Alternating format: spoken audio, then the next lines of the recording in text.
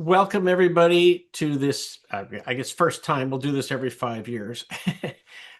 First time 5-year report on the NSITSP. And I will be joined obviously by our president, Kirkendoll.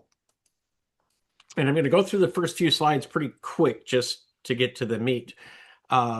Chat is enabled, so talk about us behind our backs. Yes, it's being recorded, as we just discussed, by everybody's note taker and everything else. So we're going to talk a little bit about how we got here. I think everybody's pretty familiar with that. And then some of our goals and our report cards from Corey's perspective and my perspective. And it's almost funny to say, well, this doesn't represent the organization, except, it's kind of hard for us to not represent the organization. But we are human beings, and this is our perspective.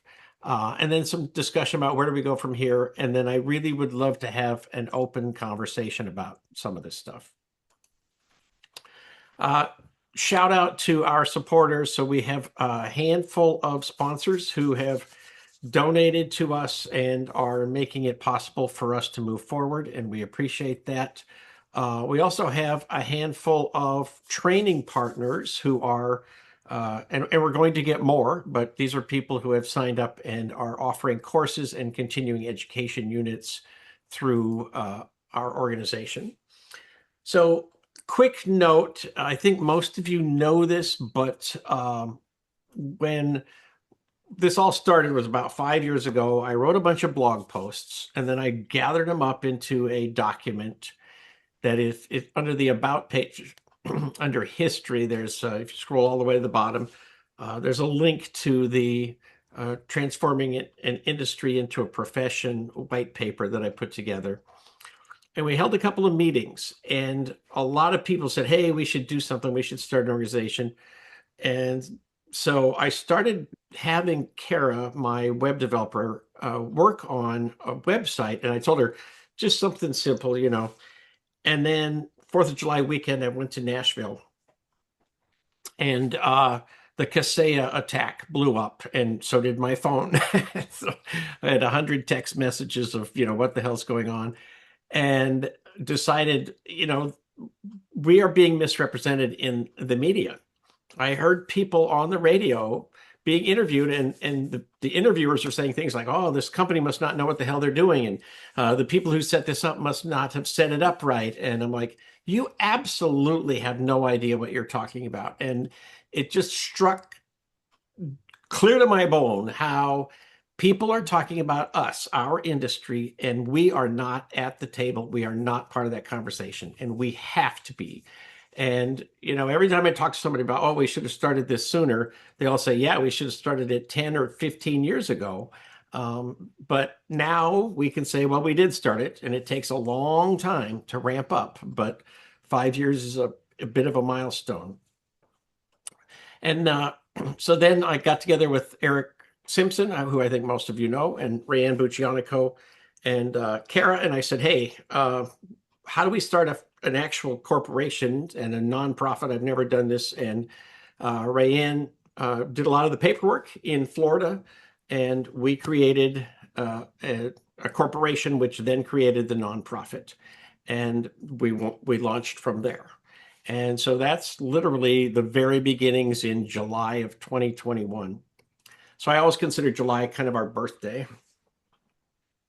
And we have very clear goals. Our mission and vision goals are on our website. And I encourage everybody actually to download the Code of Ethics and put some form of that on your website. Whether it's exactly that doesn't particularly matter. I think it matters that we, as an industry, lead with ethics, that we put it out there and say, hey, there's a lot of bad actors in the world. We are not one of them. You can hold us to these standards.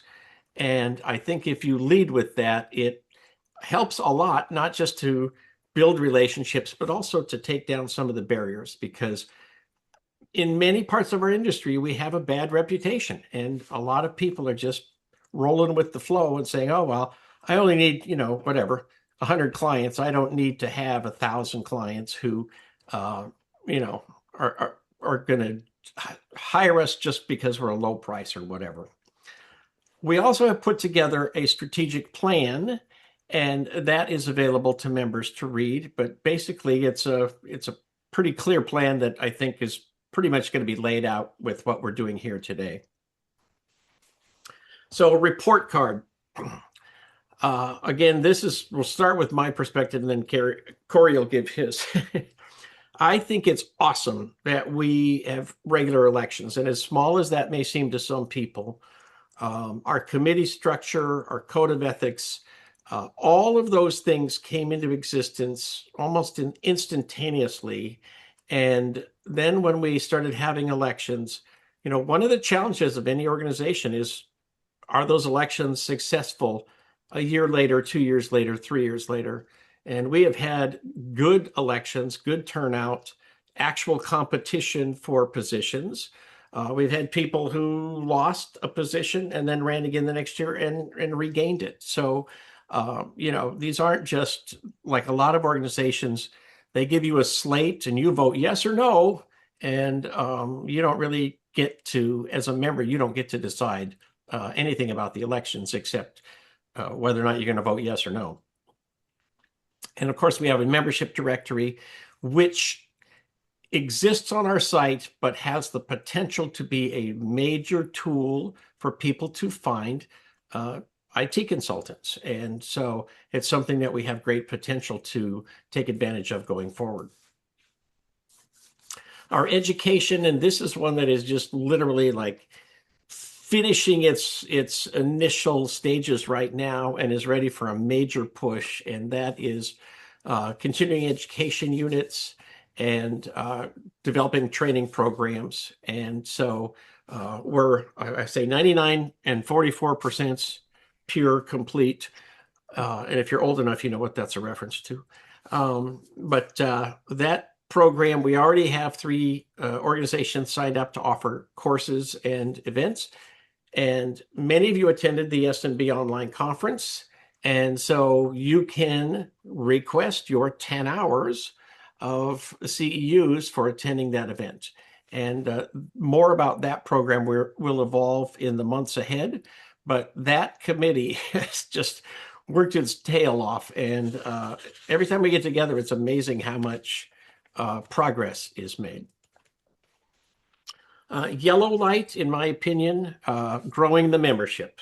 So we got to about 300 members almost instantaneously. And we have very much stalled on growth. And we need to have a serious push to actually get people to take it seriously and sign up. Many people say that they love what we do, but they're not willing to shell out $200 a year to make it happen. And I don't know what it means to say I love something, and I support everything you do, but not with my 2 hours or an hour and a half of labor. Everybody in this industry can afford membership. So the question is, why are they not joining? And that's something we need to work on.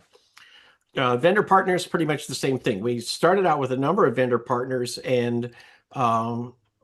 but we have had zero luck in growing them and to attract more vendor partners.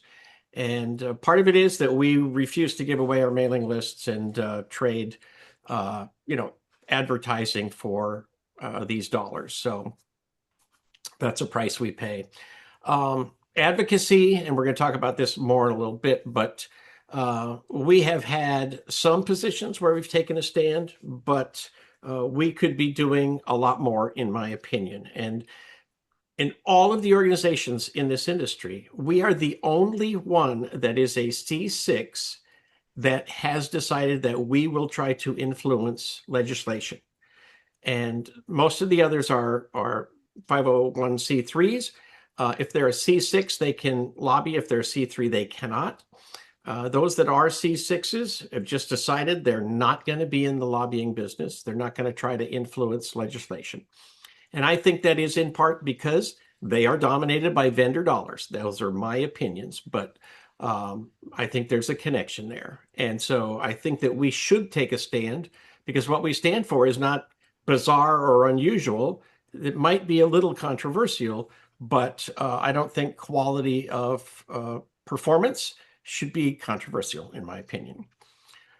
We have a badge program, which a lot of work went into that, and it has been launched and it's out there, and it needs to be pushed more, as well as being more widely used. And so that's something where it's out there. It just needs to get its fair share of attention.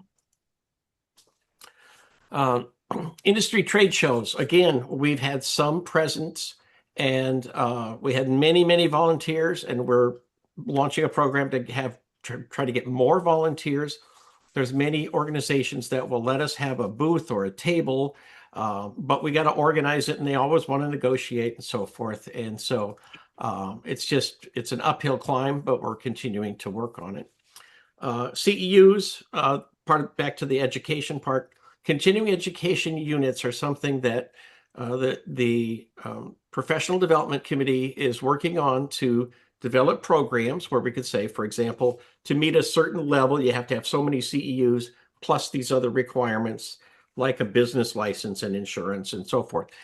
So that is coming in the future, and I only put it in the yellow category because I don't think it should have taken us 5 years to put our attention on that. Again, my opinion.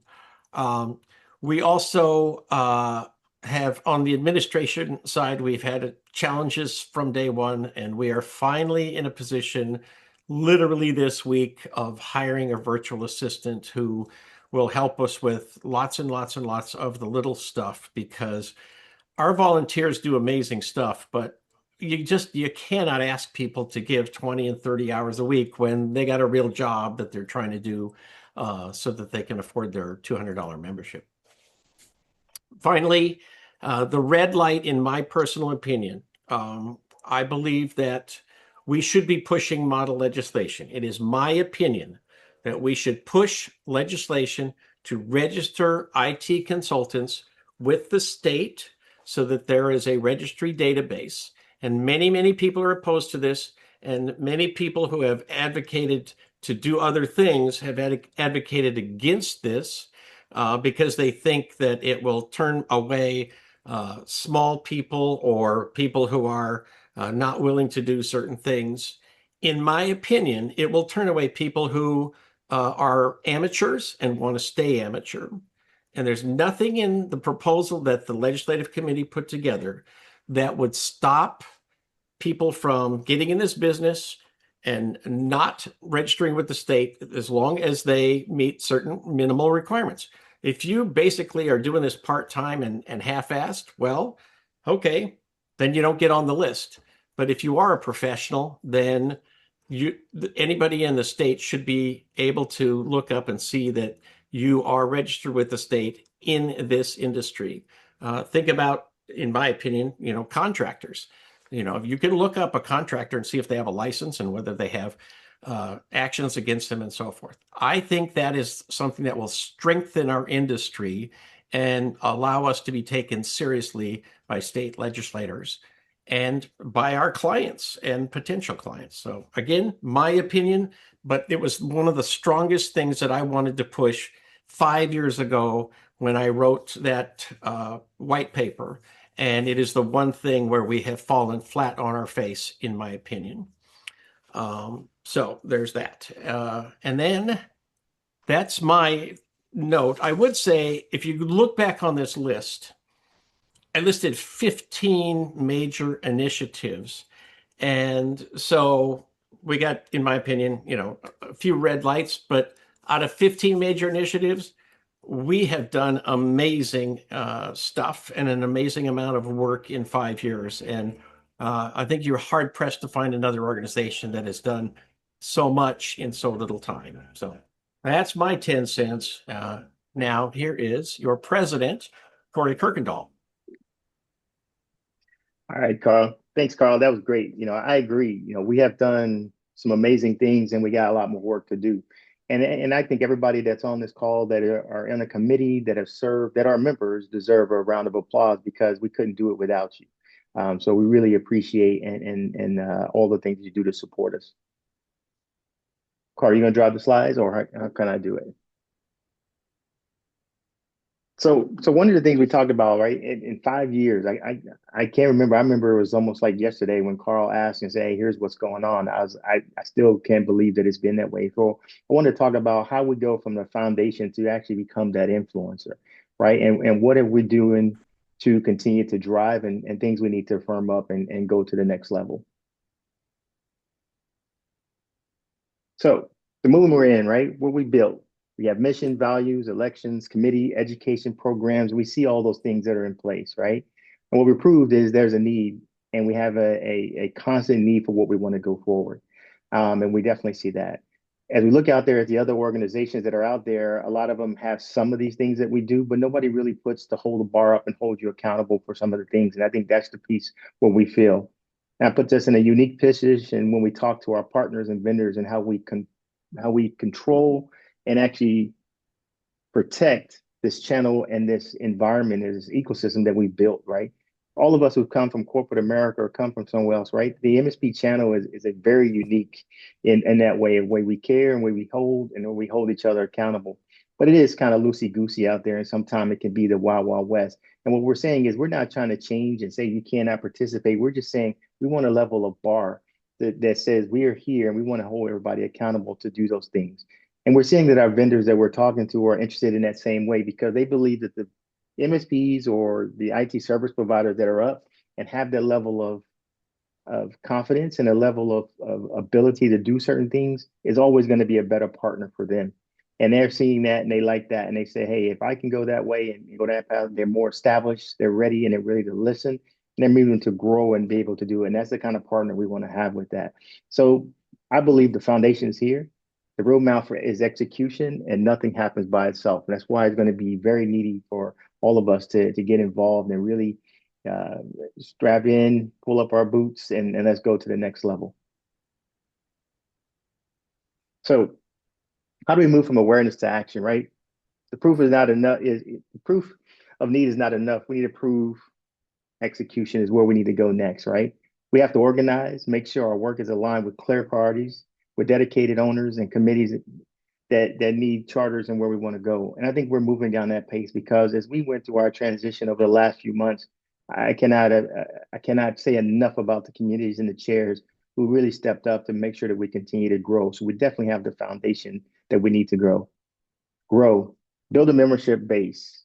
We cannot grow without our memberships, right? And like Carl said, we're kind of stalled in where we are from that perspective because we've had some hiccups and some things. And I think we have to go back out there and show them the value.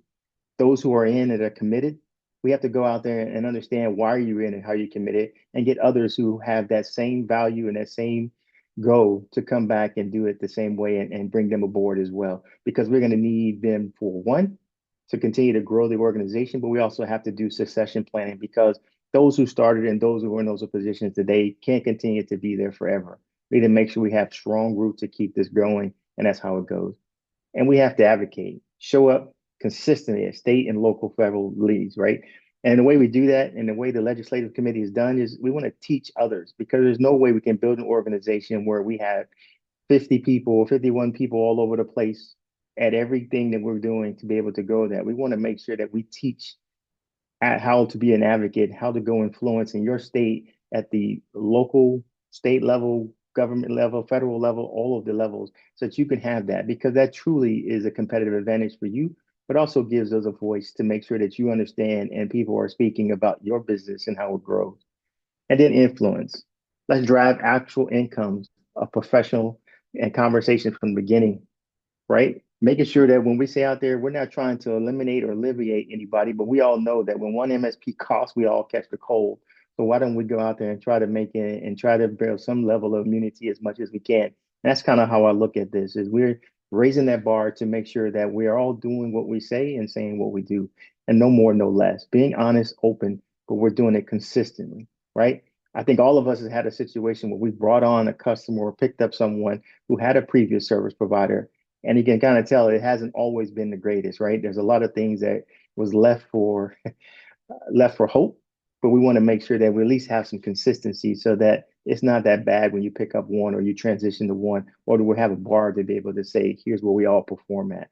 I think that's something we can all grow to aspire to be. So Membership growth belongs to everyone. It's not just the committees and the board that has that responsibility.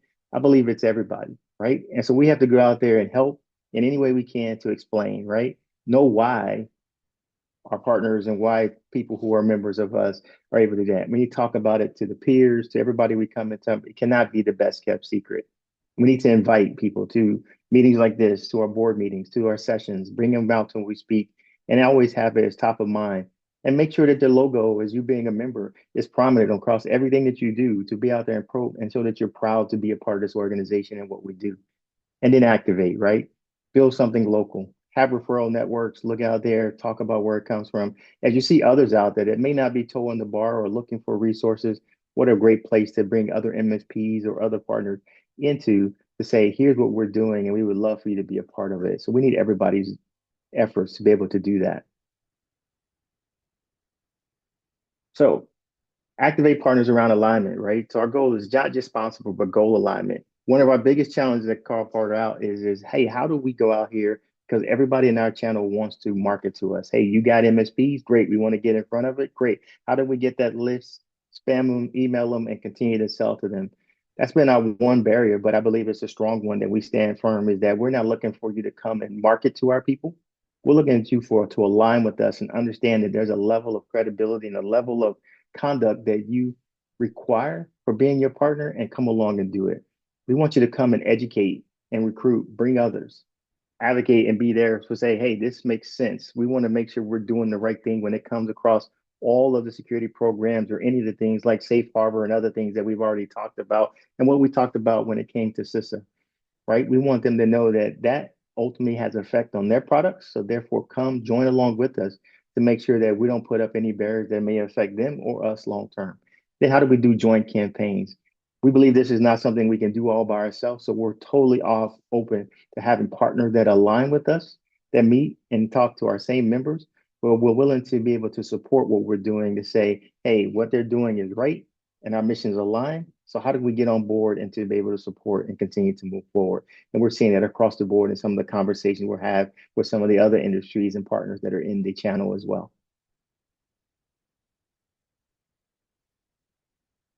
So let's make advocacy practical and local, right? Let's take it back down to where it looks like. And I think this is where we're going to have to train everyone because we don't have enough resources to do this. How do we do this at local? How do we get people engaged into their local city councils and governments and agencies? And how do we go do that? Because I live in here in Texas and man, we got it at every level. And I would love to be able to say, how does it affect me on all levels? And how do I go and advocate and be a part of that?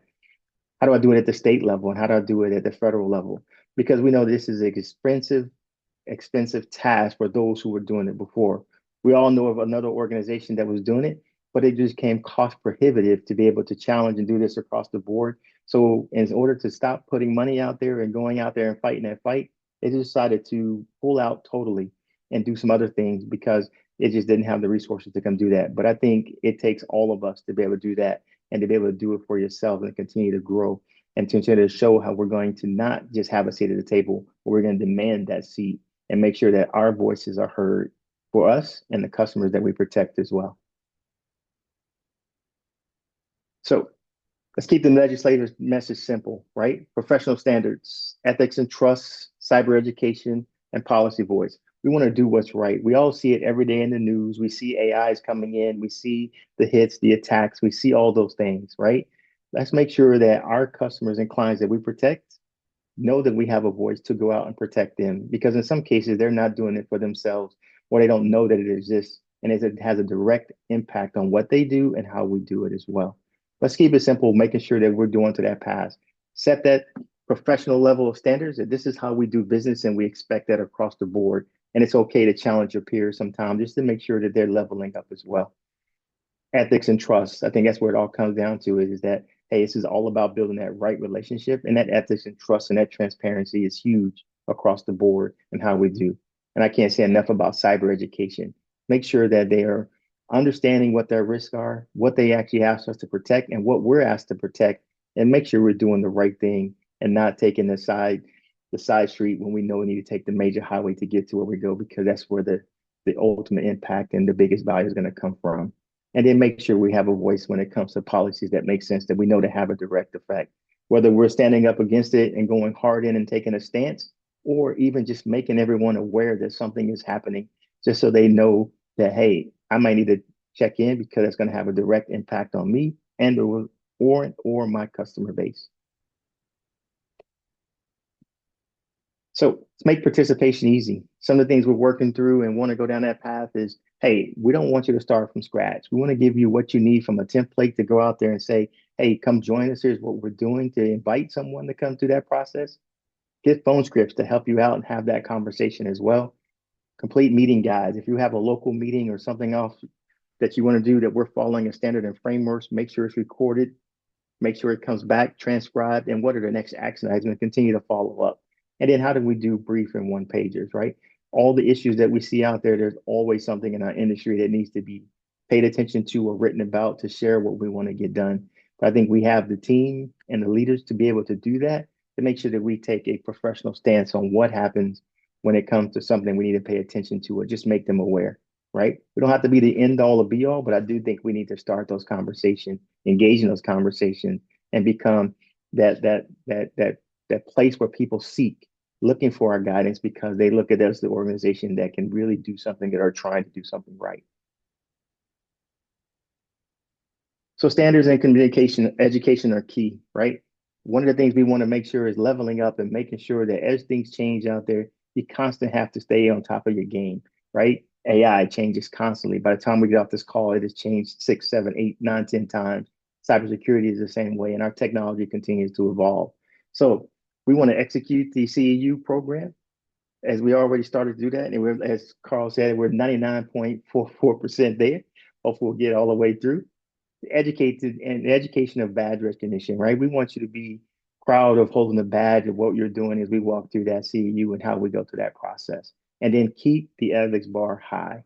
That's where it comes from. We're not going to drop the bar and let everyone walk into it, but we want to do it. If you want to play and be an IT service provider or an MSP, there's a bar that you have to get up to, and we hold that and we protect that and we hold that dear to our hearts and our mission and what we do. So show up where the industry gathers, right? As you're out there, right? We have some things where there's a pin, there's something to do it. Make sure you're at those trade shows and you're out there talking to everybody, and let them know that I'm a part of this organization and where you come from.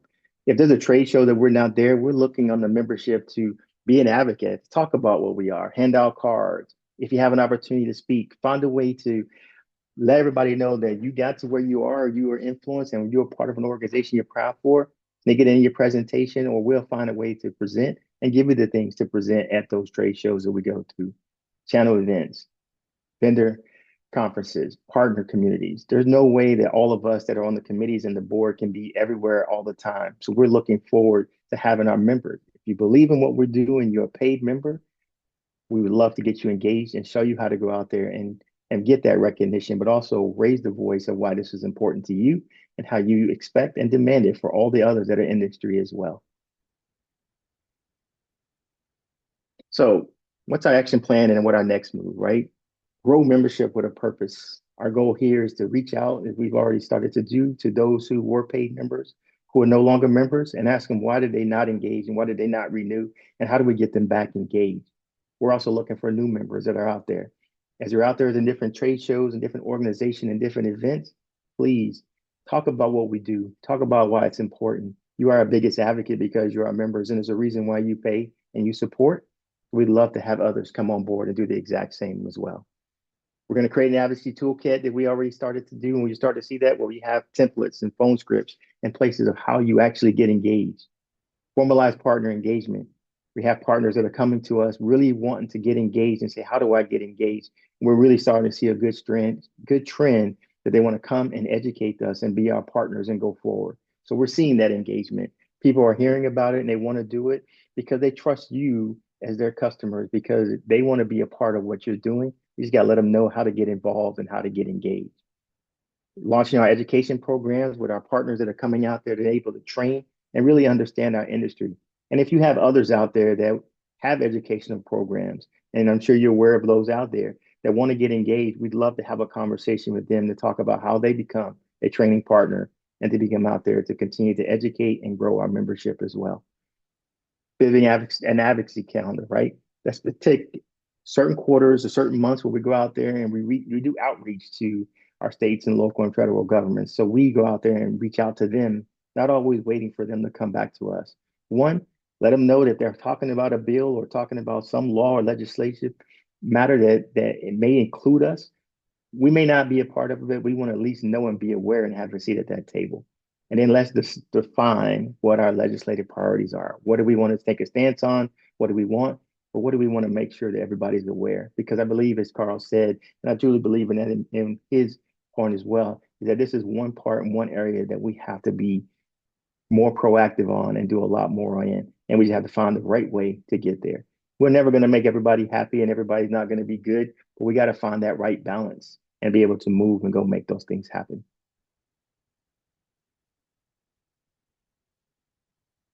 So the next 5 years have to be about influence, growth, and getting things done, right? Over the last 5 to 6 months, we made some changes. I think we've been for the better, be able to streamline and to get out of our own way to make sure we continue to grow and put a lot of emphasis, a lot of power back into the committees to make decisions and to move a lot swifter. And we're seeing that happen. Being able to hire a virtual assistant to take some of this off our plate. We just need to know where we need to align, what we need to get done, and how do we continue to move those things forward. And being open and honest in all our communications of where we go forward. If you see something out there, say something. Don't just leave. Don't just eject. Don't just not renew. Let us know how we can fix it. Let us know what we need to do or something that we're not doing. We would love and appreciate that, right? NSITP gives us the platform. Now we need the members, the partners, and the collective voice to move the profession forward. Nothing happens by itself, and we need all of you. And I really sincerely appreciate all the time and effort that you do and put into this. We couldn't be where we are. We wouldn't ever got past the 1 year if we didn't get here. So I'm looking forward to the next 5, 10, 20, 30 to show that we're an organization that started in the grassroots from Karl and a few having a few ideas and a little bit of frustrations. And look how we move mountains and look at what we're doing. Thank you, guys.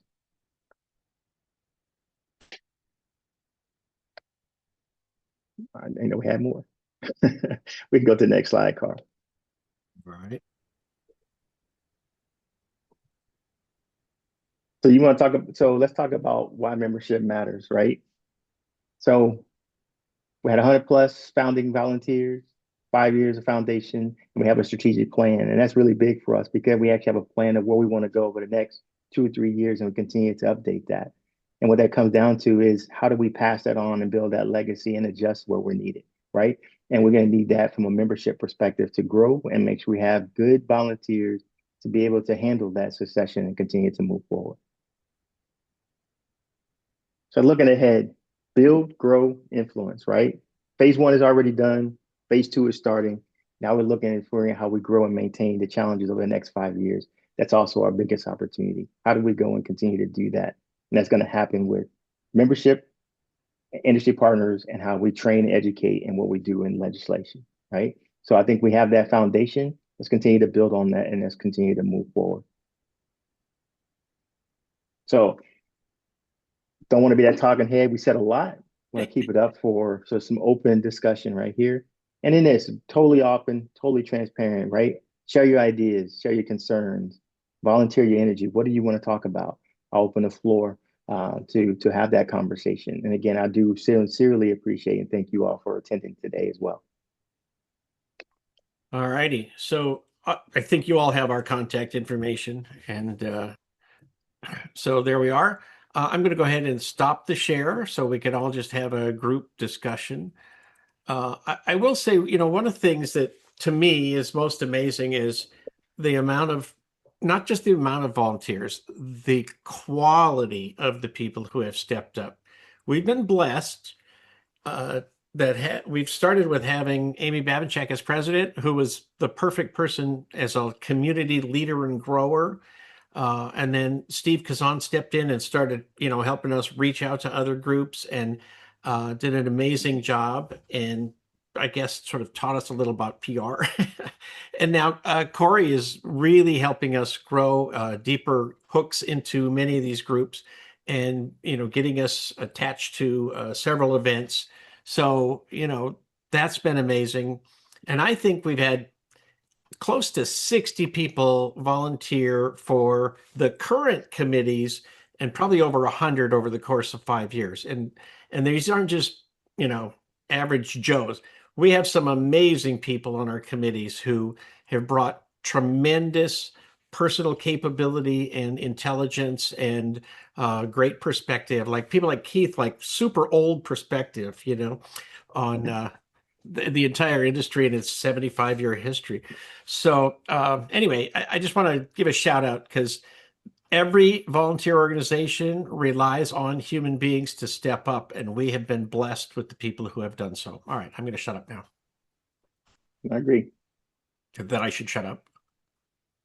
So it's on the floor. Any questions, thoughts, comments? We crazy? We should pack up and run?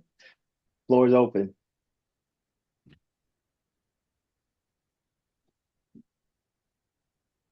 I was wondering, Karl, if you could expand a little bit more on how old Keith is.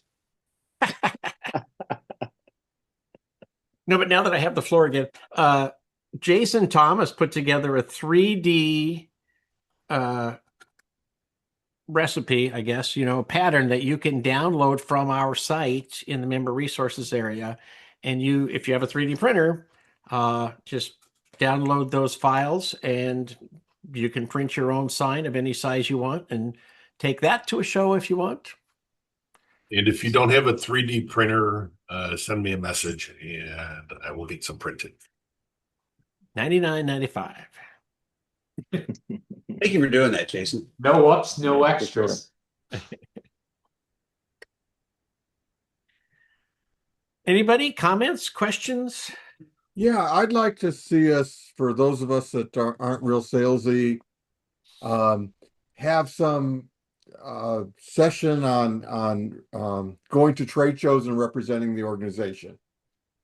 More of a like I wrote in the comments, a real downloadable packet. I think that's more efficient than shipping stuff back and forth. Some trade show for dummies. Where I just walk into Kinko's. That's how old I am. Kinko's and get 50 flyers printed.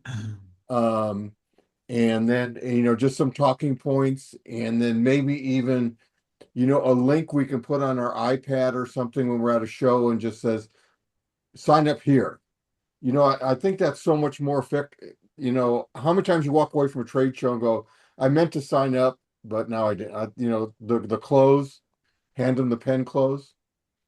And so that'd be something that I thought would be really helpful. And then like I said, I've said from the beginning, I'd be happy to help people on the advocacy part too. That's something I've done and I see what Karl's listing there, and I'm just thinking just put it in one really nice downloadable packet. Oh no, that's something else. We do have. As you're just saying, so we do have a lot of those resources already, and they're in the member resource area. But as we get more and more and more stuff, and people volunteer more and more of their time and energy, we get more resources, and we got to figure out a way to organize it. And we can't continue to add sections to our website until it becomes impossible to navigate. So that is another challenge actually that we have. And in some ways, I guess, Keith, you're on the board, so we should set up some kind of priority system of, these are the things we need to do to help people advocate on our behalf. What's first, what's second, what's third? Yeah. No, I like it. I think we have some good stuff to move out and give our administrative assistant, virtual assistant, something to do and kind of help tackle some of those things as well. But good suggestion, Keith. I like it. Can I speak to this for a moment, guys? Absolutely. Sure. All right, I'm here. So when you go to a show and you go watch what happens on the show floor, with rare exception, nothing happens for a vendor on the show floor if they haven't been on the stage before then to give people a reason to come by. And I can't remember seeing NSITSP ever get in front of a group at a show, and maybe I just missed it, and do that. And I think we've done it at several exchanges and several Channel Pro events. Yeah, we have. Okay. And at Dave Siebel's event. And what? At Dave Siebel's event, I think Karl spoke. Oh yeah, um, and Tech Fest. SMB Tech Fest.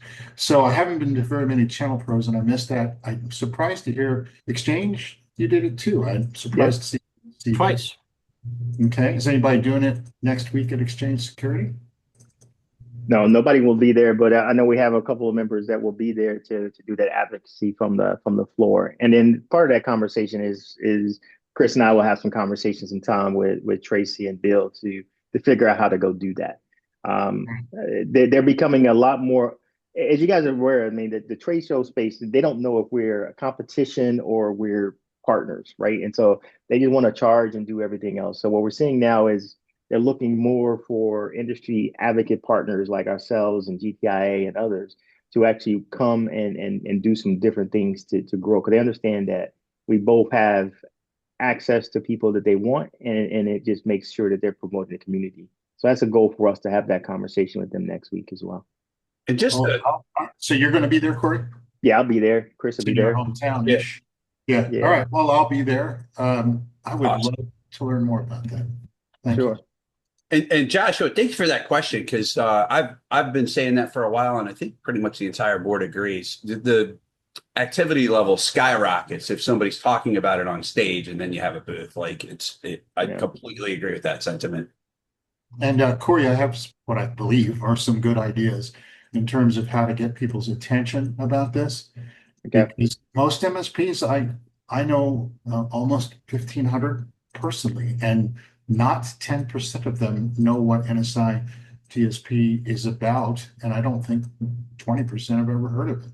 And that's a low bar that we can clear or improve greatly this way. 100%. Definitely Yep. agree. Thanks. Steve, I see you got your hand up there, buddy. So proper. Yeah, there we go. Always about process. Karl and Corey, great job. Fantastic presentation. I'm inspired and motivated by what you guys have said. Question for both of you guys. As a position of being the voice of the MSP, NSITSP has taken positions on cybersecurity, which we should probably do more of.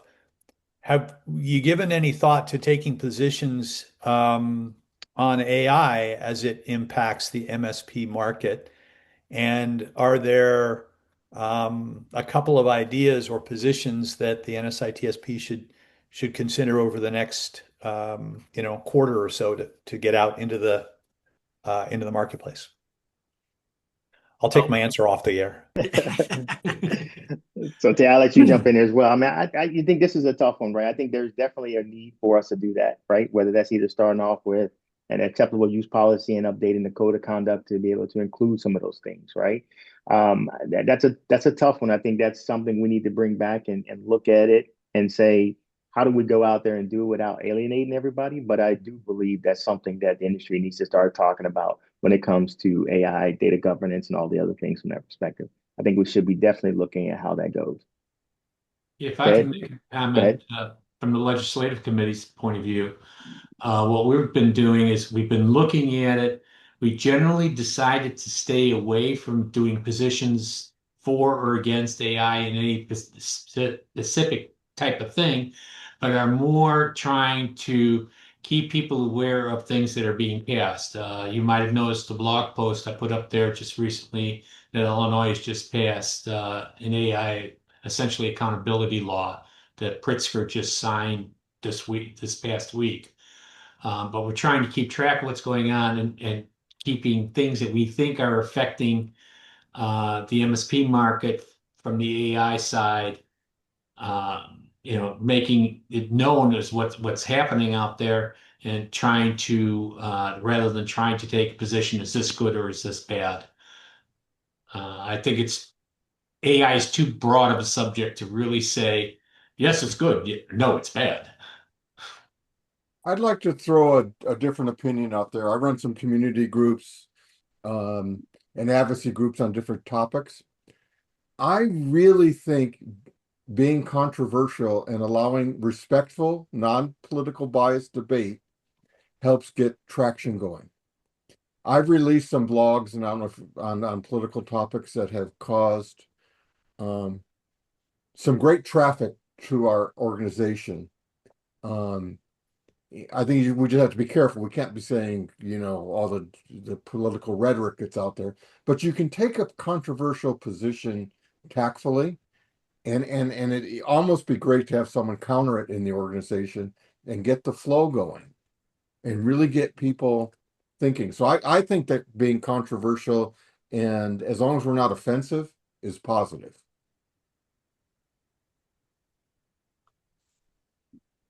Yeah, I think this is one of those things where we're not going to get everybody's opinion and be on the same page. But I think as an org, we got to come up and say what makes sense. And I think you said the key word is non-political in that situation, because all these can become very clear. And again, our goal is to, one, raise awareness, but also put a clear stance on how it aligns with our code of conduct, and let that be our true north of where it comes back to, right? Is that if you are going to go down that AI path, and I think you need to tell people that I'm leveraging AI to do certain things. If not, you're going 100% against what you would say is my code of conduct, right? I'm hiding something, right? So I think we have to make sure and look at that and let that guide us to where we go.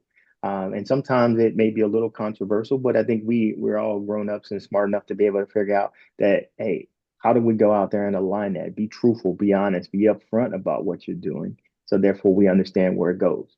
I think last year there was, Steve and I discussed it with the committee. There was I forgot the topic, but something that's the first release was pretty politically biased. And we re-released that as a non-biased, still making the point. And I thought that was a great example of how we can come out on something that wasn't government funding of something. And the first run of that came out really attacking the administration and causing a divide over the real topic. And that was revised to a more direct, to the point, why we need this organization funded. And I think what happened was we had a draft of it and we circulated the draft, and we got useful comments on the draft and revised the draft. And so that the document that eventually was released was more to the point, more focused, more balanced. So that was, as Keith said, a great example of, coming to a consensus, over a document and over a position. And I think, the organization is professional and mature and ethical. And so, we're in a great position to keep doing that, right? And come to that consensus. I think on AI, I don't think it is controversial to say you should be adopting this. You should be training your clients. You should be absolutely showing them how to do this securely, because, this is worse than, BYOD, bring your own destruction, where people brought in, 2 terabyte hard drives and just downloaded shit and put it on their, own drive. People are putting their company's proprietary information into the training modules of AI and don't even know that they're doing it.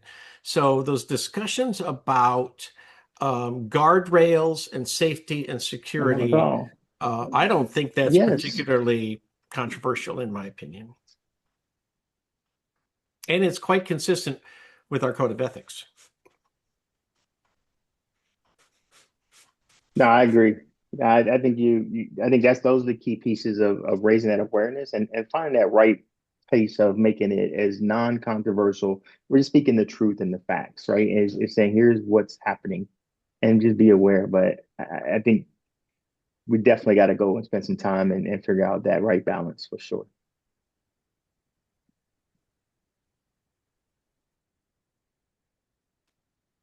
I was fascinated to hear Keith's commentary about that post, because I don't know what he's referring to. I'm curious to know how that played out.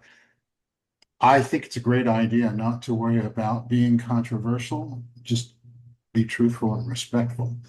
I don't think we should worry about that as much as we should worry about having something useful to say and having actionable recommendations, suggestions to work with. I think that's the goal, should be. the goal. I think it is the goal of the organization.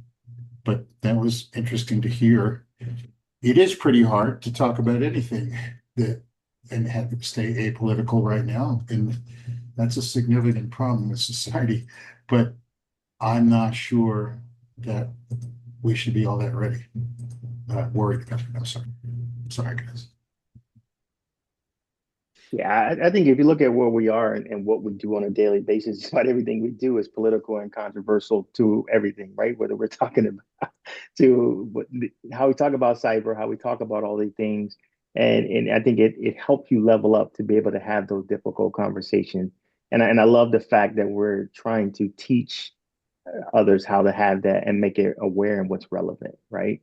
I mean, Chris, you had the taxing of service dollars in Maryland, right? I mean, that's got to be driving you crazy. Yeah. Don't get me started, man. Got into a heated argument with the governor over that. Right. And, we had the no porn over VPN conversation was that Montana, right? We had the right to repair law in California. Obviously, we got the safe harbors. We got a lot of stuff that we talked to. But the one thing that we did see, and Steve, you remember this one on that controversy, was CISA and the funding. People were very receptive and open to us taking a stance and supported that from that perspective. So I thought that was a good model. While we do, again, we don't have to take a stance on everything, but there's some things that we definitely have to lead from that perspective on the front on where we feel we need to go and how it would impact us for sure. So I agree completely. While I can understand now how that seemed political to state the obvious that CISA needs to be well funded and reasonably run, at least now I have a grasp of how something you guys are involved in became political. And if we were not to take such a stand, that would be an embarrassment to me, and I hope the organization. You do have to take that stand. If people interpret that as political, that is their own challenge. And you can't help people from interpreting things as political. I did a presentation at Exchange, and Corey was there, and it was completely nonpartisan, but I did say we need to advocate for security, right? I'm sorry, Jason was there.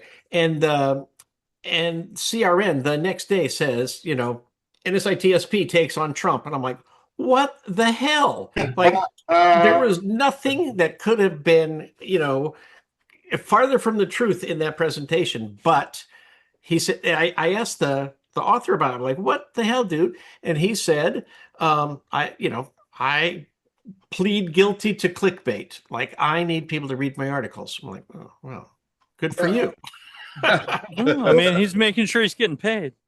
My comment, Josh, on the CISA funding was the original draft sounded more like an attack piece than an education piece.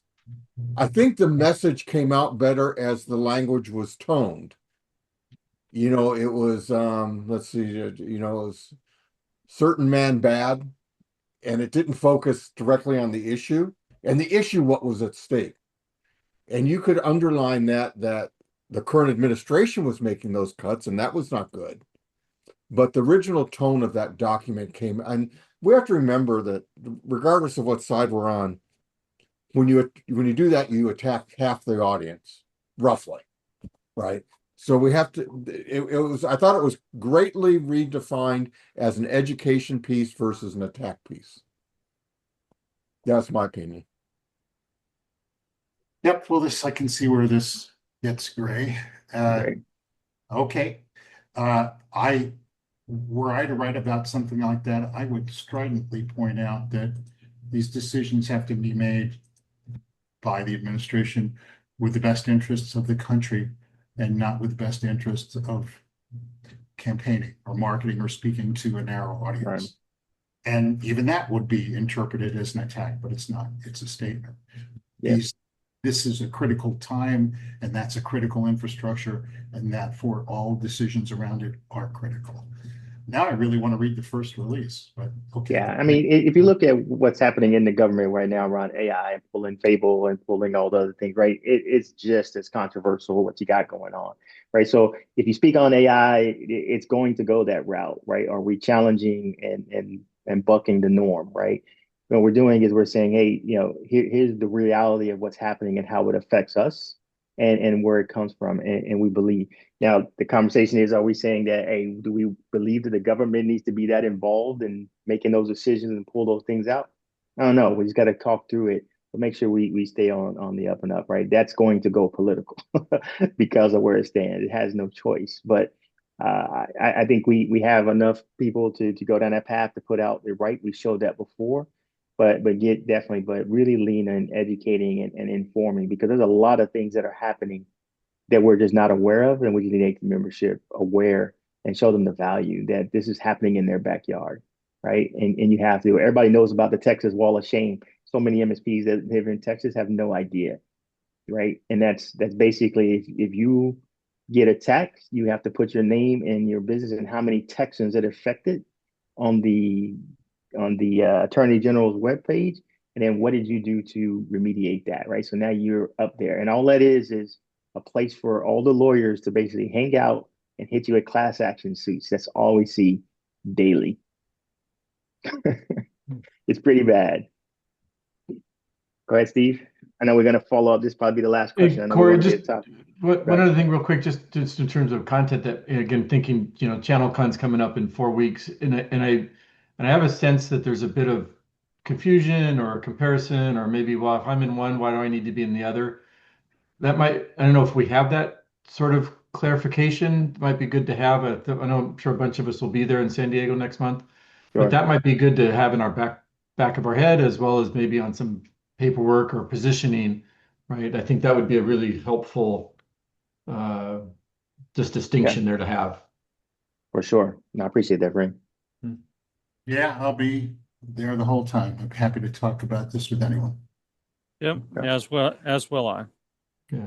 So I'm going to throw out a plug for an educational topic that we're going to run on a webinar coming up that's non-product focused, that is MSP educational, and it's going to be about how MSPs can onboard new employees at their clients. And so I think that's an example of a topic where MSPs can benefit from coaching or a new idea or a better way to do something. And if we want to get into a series of those types of educational webinars, I'm happy to participate and pitch in and help out. This particular webinar also comes with some money from, a vendor. So we sort of get the best of both worlds, a little education for the members, but also a little bit of money to go into the coffers. So if you guys have ideas of topics that would be educational, that, the members could benefit from, let's share those and figure out a way to spread that word out to the membership. Corey, does he talk to you about that? Yeah, that's correct. That's the one we've been working on and going back and forth. The one I sent to the two-tier for sure. whatever it is. Correct. Yep. That's a great topic, because I think we too often pretend like we're real smart and talk too technical when we're really service companies. And I don't want to get down that path. People disagree with me on that, but I think that's a great topic, Steve, where we're really focused on customers and experience and being a service company. Okay. Thank you for the time. No, for sure. Thank you, guys. Well, again, I know we have on respectful time. We're at the top of the hour. I really appreciate everybody coming out and really appreciate the support. Please don't let this be the end of our conversation. Email us, do what we got to get done, have a conversation with us to figure out how we grow. We really look forward to that. And again, thank you for your participation. All right. We have a board meeting next week. You're all welcome, obviously. And we have a webinar at the end of the month on the continuing education program. So go to the events page and sign up for everything. So.